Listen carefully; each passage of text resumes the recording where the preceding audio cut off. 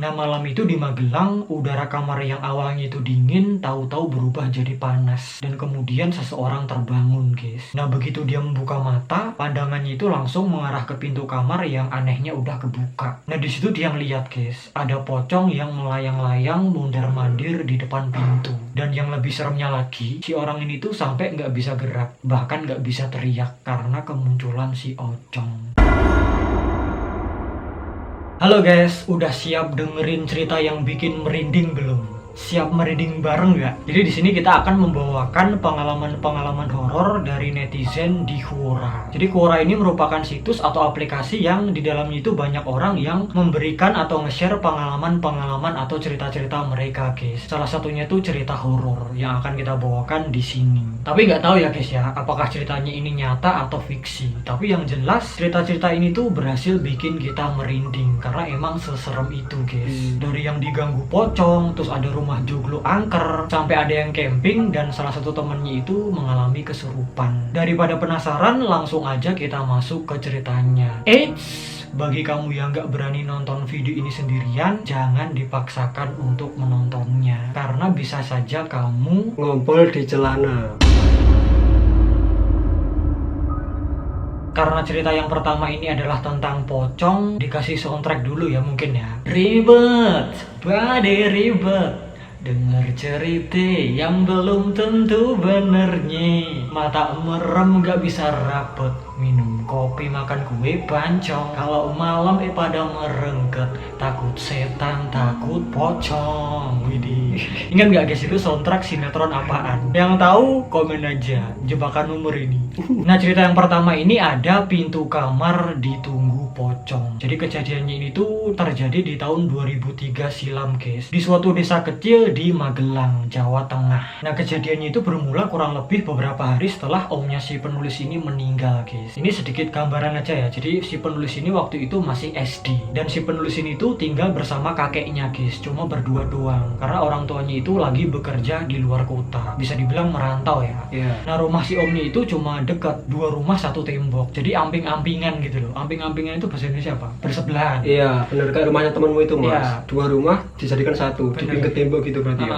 Nah, jadi konon mitosnya di desanya dulu itu kalau ada orang yang udah meninggal baru 7 hari itu katanya sih arwahnya masih bergentayangan. Rohnya itu masih berkeliaran di sekitar rumah. Kalau di sini kayaknya juga masih ada yang percaya begituan ya. Iya. Nah, malam itu si penulis ini tidur seperti biasanya, guys. Kagak ada yang aneh. Tapi pas tengah malam, tahu-tahu udaranya itu berubah. Yang awalnya itu sejuk, dingin, tahu-tahu jadi gerah gitu. Jadi panas. Dan akhirnya si penulis ini kebangun dia. Nah, pas dia bangun itu kan langsung duduk ngadep ke arah pintu tuh. Iya. Kasur di situ, bangun-bangun auto ngadep pintu. Nah, si penulis ini ngeliat, guys, di pintu itu ada sesosok pocong. Matanya merah, terus mukanya itu hitam legam, dibalut kain lusuh. Dan anehnya pintu kamarnya itu tuh udah kebuka tuh. Padahal sebelumnya udah dia tutup. Jadi sebelum dia tidur tuh udah ditutup, guys. Tahu-tahu kebuka dan udah ada sosok pocong. Berarti yang buka siapa tuh? Tangannya kan begini tuh, nggak bisa buka dong. Apa jangan-jangan didorong pakai kepalanya? Si penulis ini tuh jadi ketakutan karena ada sosok pocong di depan pintu kamarnya. Dia langsung tutupan selimut gitu, narik selimutnya. Dan di dalam selimut itu dia kayak nge-freeze gitu loh. Iya. Badannya nggak bisa digerakin, mau ngomong, mau teriak nggak bisa. Bahkan dia mau ngebangunin kakeknya itu nggak bisa. Wih, mungkin karena saking takutnya ya, Mas. Karena kan nge-freeze dia. Iya. Serem sih. Atau mungkin energinya juga keserap Mas itu. Terus Bisa jadi. Gitu. Nah, gak lama setelah badannya bisa digerakin, akhirnya dia kepo lagi, guys. Dia ngintip dari balik selimut. Mungkin dia mastiin ya apakah pocongnya itu masih di sana atau udah pergi. Dan ternyata tuh pocong masih ada di situ, guys. Masih ada di tempat semula. Melayang-layang, mondar-mandir ke kanan ke kiri. Dan muka si pocongnya itu nggak ngeliatin si penulis sama kakeknya. Jadi cuma jadi cuma ke kanan ke kiri gitu ya. pandangan pocongnya itu lurus terus ke depan. Tahu-tahu gini gitu agak serem itu. Jump scare. Terus yang bikin tambah horor itu kakeknya itu punya kebiasaan cuma nyalain 2 lampu di rumah kalau malam-malam. Pas malam itu rumahnya gelap remang-remang gimana gitu. Terus muncul tuh sosok pocong. Dan akhirnya karena semakin tertakutkan, si penulis ini tuh nutup selimut lagi, guys. Dia mencoba tidur malam. Kalau aku Udah gak bisa. nggak bisa. Ya pokoknya dia ini mencoba tidur lagi, tapi malah nggak bisa. Dia itu kebayang-bayang dan malah kayak semakin kepo gitu loh. Iya dong, jelas dong. Malah Iya, penasaran sama yang di depan malah. Terus akhirnya dia ngintip lagi guys, dan pocongnya itu masih di situ. Dan si penulis ini cuma bisa bersembunyi di balik selimut. Dia mau ngebangunin kakeknya itu jadi nggak berani. Kali ini udah bisa menggerakkan badan, udah bisa ngomong. Iya. Cuman mau bangunin kakeknya itu dia udah nggak berani lagi guys. Takut mungkin pocongnya masuk kali ya, Iya, atau bener. mungkin nggak tega gitu. Kakeknya udah tidur lelap dibangunin. Dan setelah kejadian malam itu si penulis ini jadi demam dia. Terus kakeknya itu ngambil tanah kuburan omnya Iya. buat ngobatin si penulis. Karena si kakeknya itu yakin kalau si penulis ini kena sawan. Tapi di sini si penulis ini bilang guys, nggak tahu ya apakah pocong yang datang itu adalah arwah omnya yang masih gentayangan, masih 7 hari berkeliaran, atau mungkin itu cuma jin yang menyerupai omnya, kayak jin usil gitu loh. Iya. Yang niatnya itu emang mau nakut-nakutin. Nah itu guys, kurang lebih begitu ceritanya. Kalau menurut kamu gimana guys tentang cerita yang satu ini? Kalau menurutmu gimana tuh? Ini serem sih ini mas. Soalnya ya bisa dibilang mungkin omnya mungkin iblis kan, maksudnya jin Jin. lain kan. Dan aku malah lebih serem loh kalau misal ada kerabatku yang meninggal gitu, terus tiba-tiba aku ditampakin, malah lebih serem gitu mas. Ya, Daripada aku di luar terus ditampakin pocong. walaupun itu jin, Mhm. katakanlah itu beneran jin, Iya. tapi kalau momen-momennya itu pas 7 harian, oh, Serem sih. serem. Apalagi tuh pocong cuma mondar-mandir gitu, Iya. ditambah lagi di rumah kakeknya itu, kakeknya kan punya kebiasaan tuh Iya. cuma nyalain 2 lampu di dalam rumah doang. Tapi yang pasti itu serem banget guys. Bener sih apa kata Aldo, aku juga sama sih. Apalagi tuh pocong sama kayak yang pernah Aldo lihat dulu. Iya. Mukanya itu hitam legam dan matanya itu merah. Hmm, Yang Aldo lihat tuh nggak menyala sih, cuman kelihatan merah. bener. Merahnya itu merah pekat gitu loh. Terus kayak menonjol kayak buah ceri gitu loh. Iya bener. Nah, Melotot gitu ya. Bener-bener. Kita juga pernah cerita tentang pengalaman Aldo ditampakin pocong, Iya. juga ada di kartu di sini, kan juga bisa tonton di situ gitu. Itu video awalan banget kita nge-YouTube guys.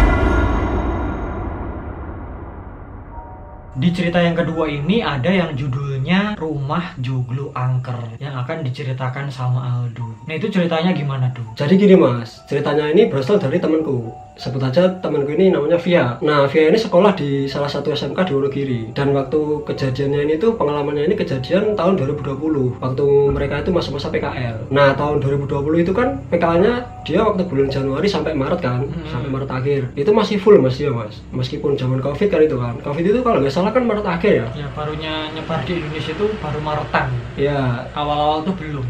pokoknya dia itu cerita kalau PK-nya itu sampai selesai. Dan ceritanya ini fresh banget mas.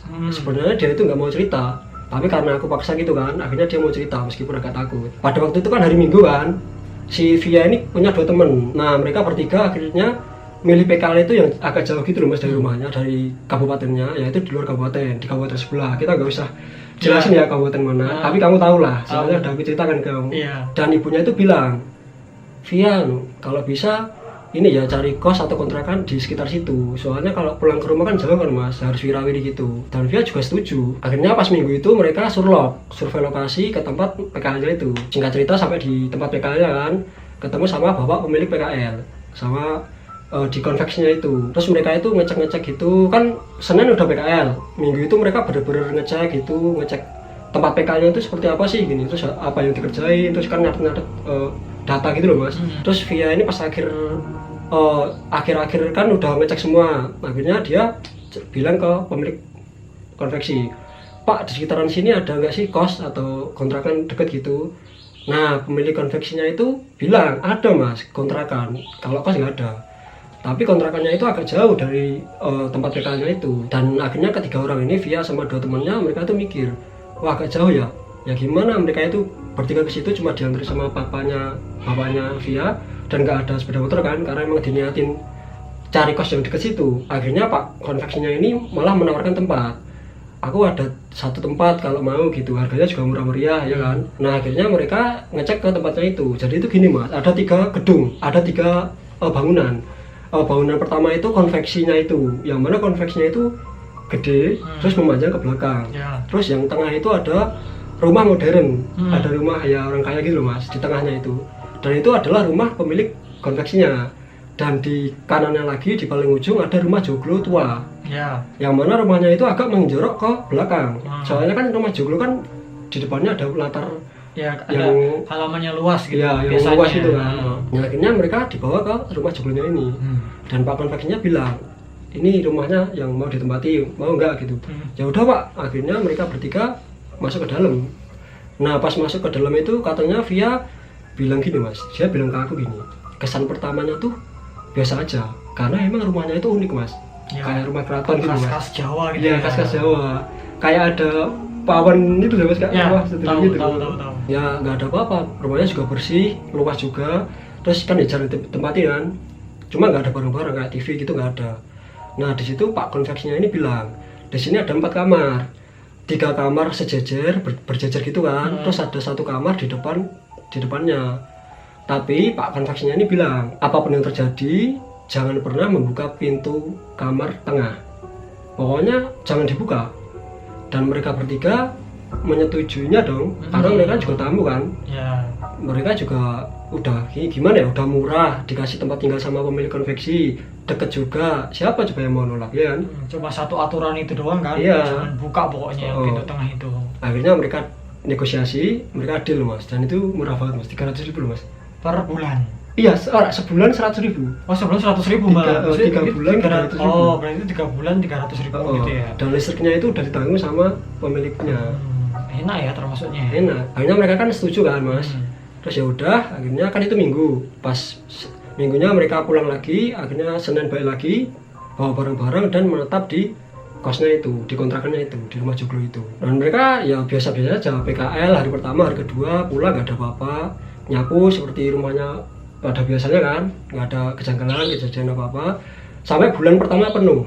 Jadi bulan Januari itu nggak ada apa-apa, nggak ada keanehan, nggak ada hal-hal horor gitu loh Mas. Nggak ada yang janggal lah ya. Nggak ada yang janggal, dan dia nganggap kalau itu rumahnya sendiri. Mereka iso bermain-main gitu katanya. Nah ini Mas, di bulan kedua ini, yaitu di bulan Februari awal, bahkan di minggu-minggu awal katanya mulai ada kejadian yang di luar nalar. Jadi kan itu kan ada 4 kamar kan, 3 berjajar, 1 di depannya. Yang paling kanan sendiri Mas, yang dekat teras itu adalah kamarnya Via. Nah Via itu cerita ke aku, katanya kalau jam 12 malam atau lebih, berhenti aku.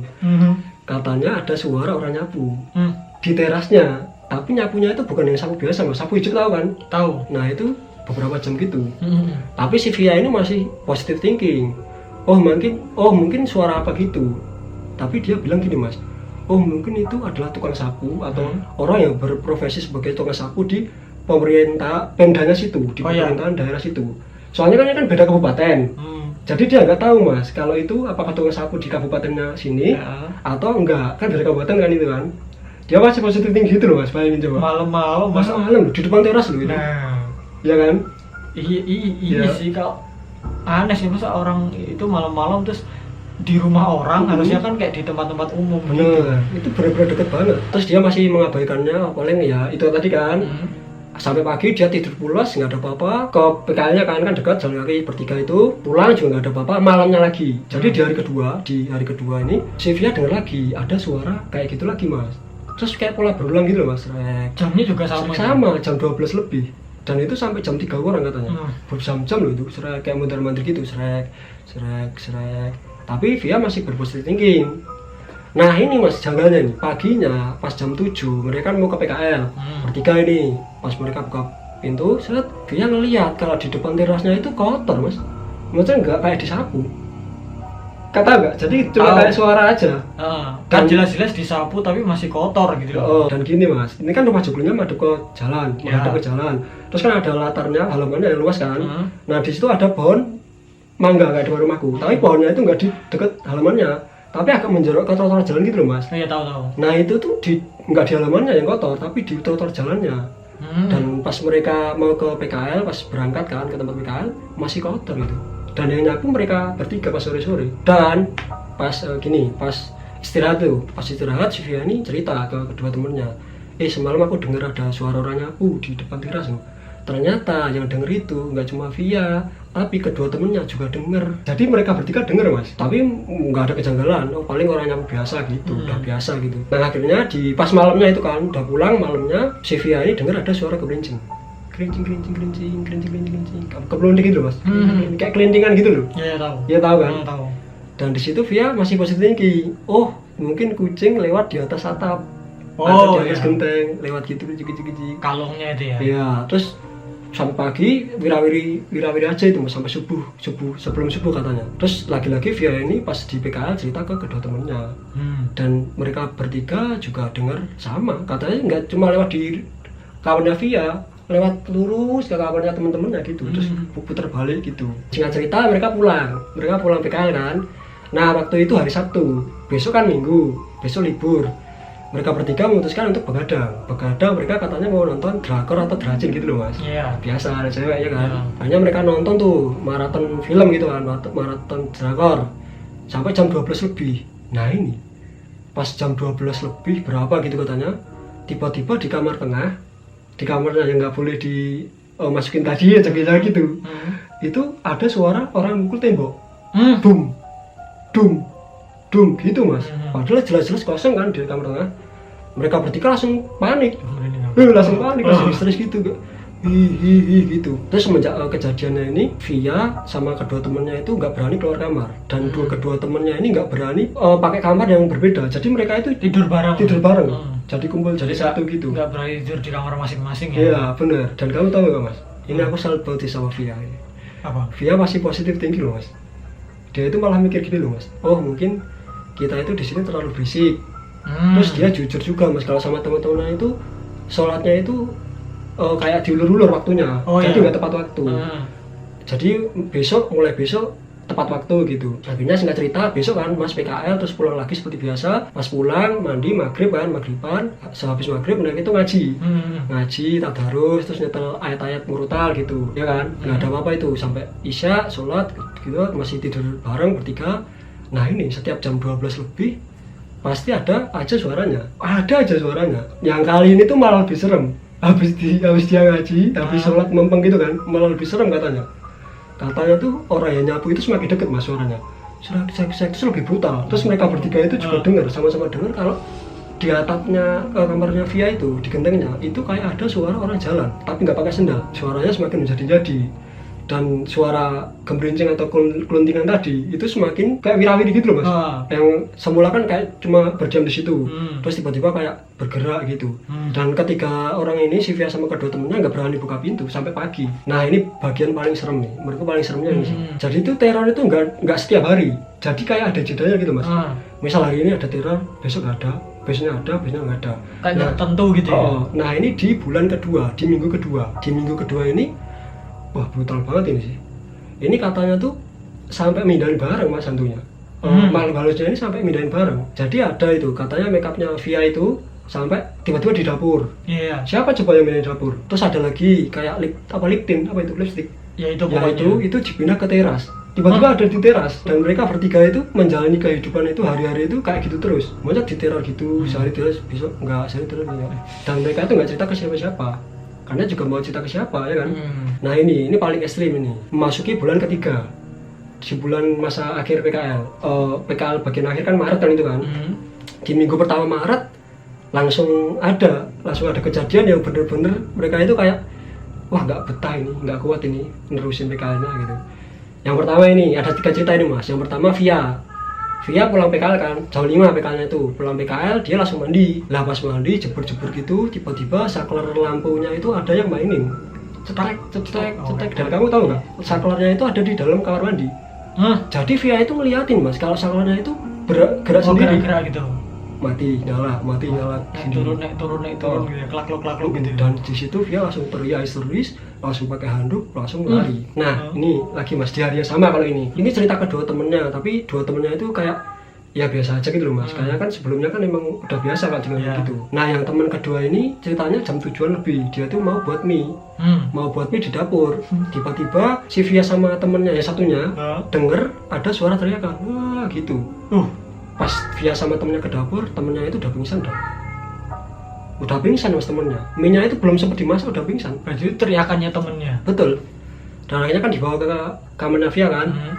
Setengah jam dikasih minyak kayu putih gitu, dikasih minyak ketelan ya mungkin ya. Akhirnya bangun, dan pas bangun itu langsung cerita kalau katanya itu pas dia mau buat mie ada kuntilanak di dapur.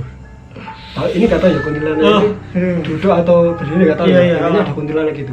Dia sampai pingsan. Nah ini masih di hari yang sama ini. Si temennya itu kan ada 3 tuh kan. Yang Via ada lampunya itu soalnya dimainin, terus yang teman satunya lihat kuntilanak. Nah yang teman satunya ini jelas-jelas di kamar bertiga itu kan ketakutan kan itu kan, tiba-tiba dia tuh keluar kamar kayak ngobrol sendiri di ruang tamu, padahal nggak ada siapa-siapa. Pas dua orang via sama temennya ini nyamperin kayak ngobrol sendiri mas. Tapi tatapan kosong, kayak orang kena sawan gitu. Bener. Nah ini bisa dibilang kesurupan, tapi kesurupannya itu bukan yang kesurupan histeris. Dan di situ via sama temennya ini bingung banget, nangis dia mas, mau laporan ke tetangganya, kan nggak kenal, mau laporan ke yang pemilik konveksi, takutnya dikira ngapa-ngapain, kan nggak enak juga nggak mas. Soalnya Via juga bilang kalau mereka saat itu cerita ke pemilik konveksi, takutnya malah berhubungan sama nilainya itu kayak dikurangin atau gimana gitu loh mas. Nggak enak lah intinya. Hanya malam itu Via nelpon sama orang tuanya. Orang tuanya ditelepon. Pokoknya mau nggak mau harus kesini, gini. Hanya orang tuanya datang itu mas. Nah ini seremnya ini sih. Ini serem tapi gimana ya? Temennya itu pas gini, orang tuanya Via kan datang kan mas. Pas datang sampai pas Via sama satu temennya yang mau cerita, tiba-tiba satu temennya itu yang tadi kesurupan kayak kena sawan, kayak sadar sendiri. Jadi nggak ada apa-apa, sadar sendiri mas. Yang tadi mama ya kayak marah-marah gitu kan, sadar sendiri. Jadi semenjak kedua orang tuanya Via ini datang, dan akhirnya ditanya gini bla bla, kan Via menceritakan kan kalau di sini ada kejadian gini, kita diteror, ada kuntilanak, takut. Dan temennya itu ditanya, kamu tadi kenapa gini. Kamu tahu nggak jawabannya apa? Dia nggak tahu apa-apa. Kayak sebelumnya itu dia tidur, maksudnya nggak tahu dia habis ngapain. Dia nggak sadar lah ya. Kayak pelong-pelong gitu loh mas. Kayak nggak sadar gitu lah intinya. Dan akhirnya mereka cerita ke orang tuanya Via, tapi orang tuanya Via ini jangan sampai bilang ke yang punya konveksi, soalnya juga takut kan kalau dikira kenapa-napa kayak tadi. Besoknya gini mas, jadi orang tuanya Via itu yang ibunya itu IRT, ibu rumah tangga, jadi aman-aman aja kalau ikut nempatin rumah itu, nemenin gitu. Terus bapaknya itu kerja di Pracimantoro. Jadi setiap hari, setiap subuh pagi itu ya kan kesana kerja, pulang habis maghrib kesini lagi gitu terus. Kayak nengokin gitu ya. Sampai masa PK-nya itu habis. Singkat cerita, ibunya kan ke situ kan orang tuanya, itu nggak ada kejadian apa-apa. Kayak bulan pertama nggak ada kejadian, nggak ada hal-hal horor gitu. Aneh banget ya ketika orang tuanya datang nggak ada apa-apa, tapi ya syukurlah ya. Nah ini di hari H2 mereka masa PK-nya itu habis. Jadi ibunya Via sama kedua temennya ini gelar tikar di ruang tengah, di ruang tamu. Ini siang-siang loh ini mas. Tiba-tiba di ruangan yang tengah, di kamar yang tengah tadi, pintunya kebuka sendiri. Tapi aneh mas, harusnya kan ada gagalnya kayak penyamu ini kan, bukan yang kayak penyamu, bukan yang kayak gini kan. Harusnya kan ceklek, meskipun nggak dikunci, tapi kan ceklek gitu. Enggak ya, nggak ada yang seret gitu kan. Langsung gitu. Kayak kena angin gitu, seolah ada yang masuk atau keluar gitu. Jelas-jelas ditutup gitu. Dan di garda terdepan, di posisi depan, ibunya Via nggak takut. Di sini ada ibunya Via, ada Via sama kedua temennya. Ngeliatin dong, dia penasaran sama di dalam itu ada apa sih gitu, katanya kan harus cerita kan. Dan pas mereka itu ngeliatin ke kamarnya itu, langsung tercengang, langsung kaget gitu ya. Karena di dalam ruangannya itu ada andong mas. Ada dokar yang udah lempar. Nah itu tuh dokarnya itu udah karateng, kayak udah lama gak dipakai, udah berdebu gitu, terus terus bannya kempes. Dan di situ cuma dokar, apa itu ini. Hanya ibunya Via nutup pintunya itu, pintu kamar tengah itu, terus bilang ke ketiga ini, ke Via sama kedua temannya, nggak boleh ada yang cerita ini dikip aja, disimpan aja, dirahasiakan. Soalnya bentar lagi masa PK-nya habis. Hanya mereka merahasiakan, dan H-1 itu kan nggak ada apa-apa kan. Terus mereka juga menganggap kalau ruangannya itu kayak nggak ada. Kayak nggak terjadi apa-apa lah. Terus singkat cerita, di hari terakhir PKL udah selesai tuh, mereka seneng. Akhirnya kan dijemput sama bapaknya Via kan, naik mobil itu.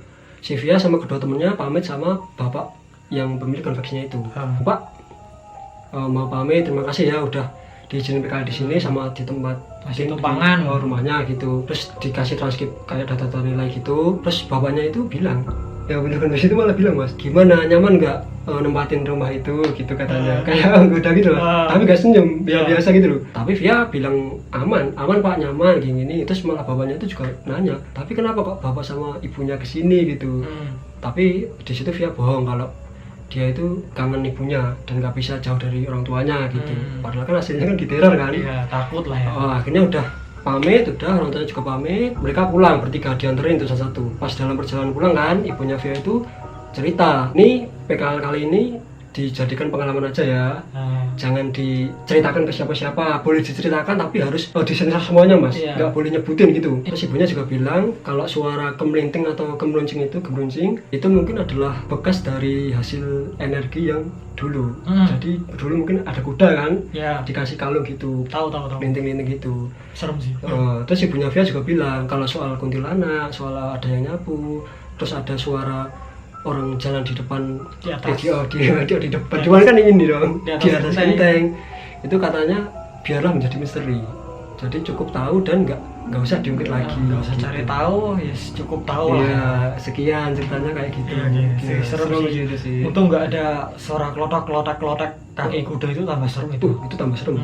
Dan ini pas Via itu cerita, dia tuh deg-degan kayak bergetar gitu mas ngomongnya, Iya. kayak grogi, kayak takut gitu loh. Hmm. Mungkin ya karena pengalaman ya, Hmm. pengalaman 5 tahun yang lalu. Terus ya agak jak-jakan awalnya, dia juga nggak mau menceritakan. Iya, namanya Via ini kan juga habis sensor sebenarnya.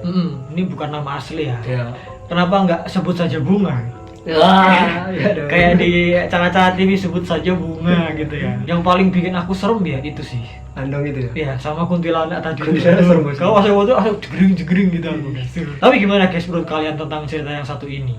Tulis aja di kolom komentar. Oke, langsung lanjut ke cerita yang ketiga.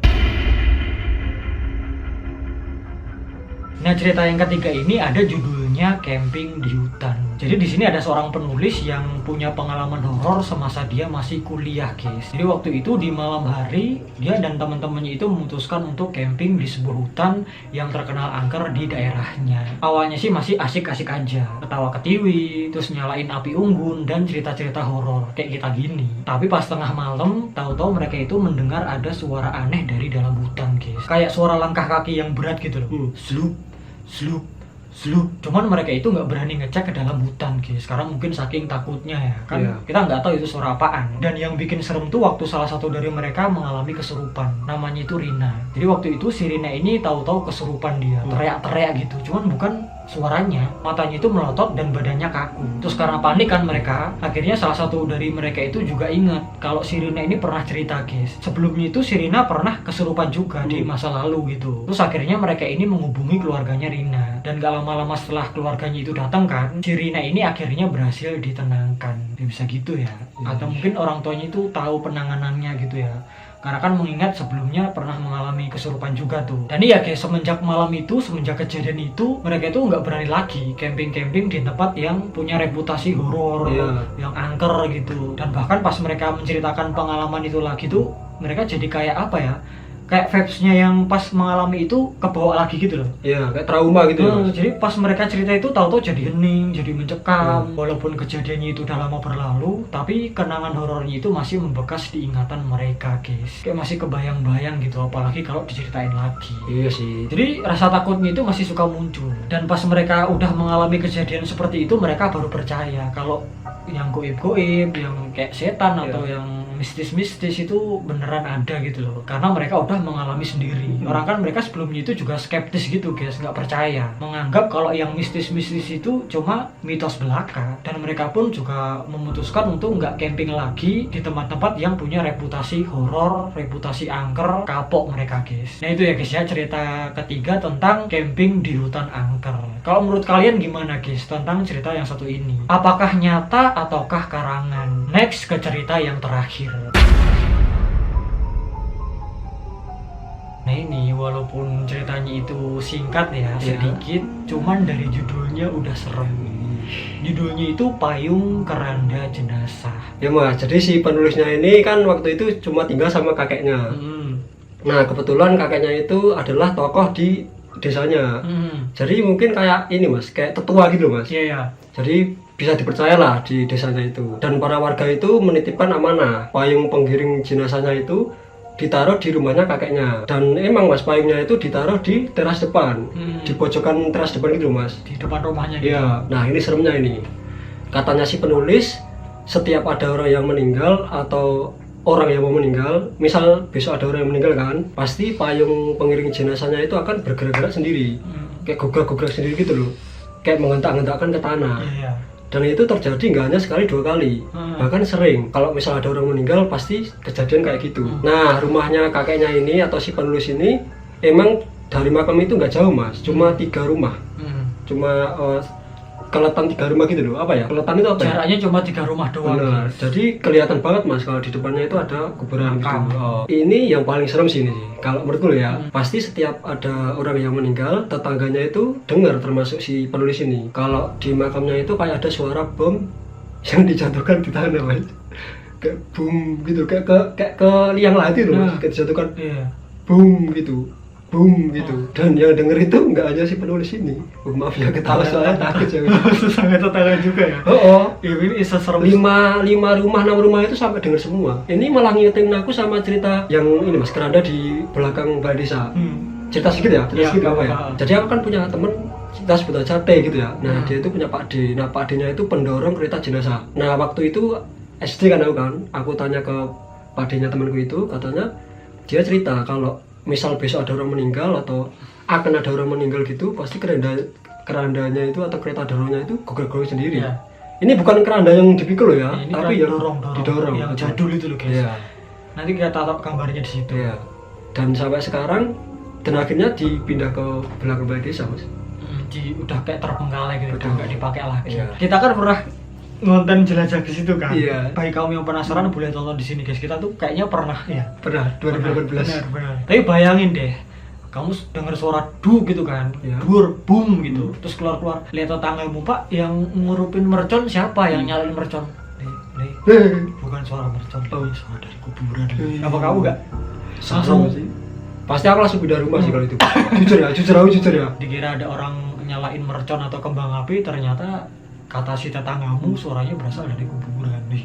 Ngeri sih. Tapi kalau menurut kalian gimana guys? Apakah ceritanya serem atau biasa aja? Apakah cerita nyata atau karangan doang? Mungkin kamu juga pernah ada pengalaman serupa atau di desa kalian tuh juga ada yang begini-begini, boleh komen di bawah guys. Gimana guys? Beneran bikin merinding kan cerita-ceritanya? Ada yang diganggu pocong di pintu kamarnya, terus ada rumah joglo angker, sampai ada orang yang kemah, terus ada satu temennya yang kesurupan. Entah itu nyata atau cuma karangan, tapi yang pasti semuanya kembali lagi ke kalian, mau percaya atau enggak. Dan kalau misalkan kamu punya pengalaman horor atau cerita-cerita horor, boleh banget kalian share di kolom komentar di bawah atau langsung kirimkan ke email kita barsilistim@gmail.com. Nanti siapa tahu kan kita bisa bawakan di video kita yang selanjutnya menceritakan yang horor-horor. Siapa tahu, wih, pengalaman kalian bikin kita merinding. Iya. Nanti kita akan ceritakan guys. Dan kalau kita ada salah-salah katanya, mohon maaf banget. Jangan lupa like, share, dan subscribe, biar kalau kita upload video-video terbaru itu kalian nggak ketinggalan guys. Nyalain loncengnya juga. Ingat guys, kita tuh uploadnya di hari Sabtu jam 7 malam. Sampai jumpa lagi di video kita yang selanjutnya. See you in the next video.